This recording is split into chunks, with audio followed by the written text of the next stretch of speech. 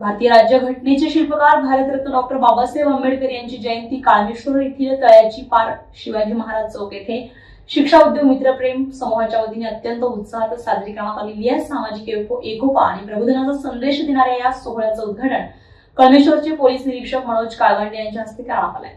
यावेळी प्रमुख पाहुणे म्हणून डॉक्टर राजू पोद्दार, सामाजिक कार्यकर्ते ब्रिजलाल रघुवंशी, पोलीस पाटील पिंटू निंबाळकर यांसह अनेक मान्यवर व्यासपीठावर उपस्थित होते।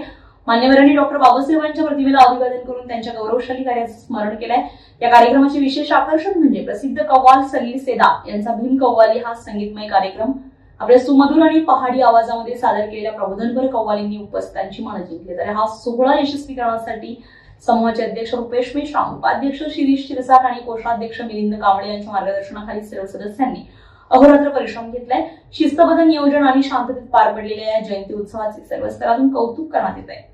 नागपुरात नव्हे, केवळ महाराष्ट्रात नव्हे, केवळ भारत देशात नव्हे,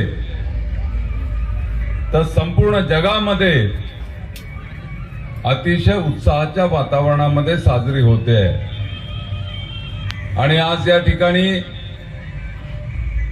सन्माननीय ज्येष्ठ पत्रकार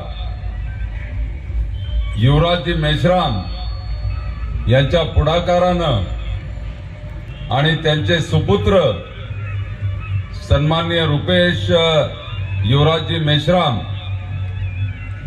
यांच्या मेहनतीनं या ठिकाणी एक अतिशय चांगला कार्यक्रम आयोजित करण्यात आलेला आहे। आणि या कार्यक्रमामध्ये शेख साहेबांचा कव्वालीचा अतिशय चांगला कार्यक्रम आपण या ठिकाणी ऐकतोय। बोधिसत्व विश्वरत्न डॉक्टर बाबासाहेब आंबेडकर यांचं जीवन चरित्र आपण जर बघितलं तर आपल्या सगळ्यांच्या लक्षात येईल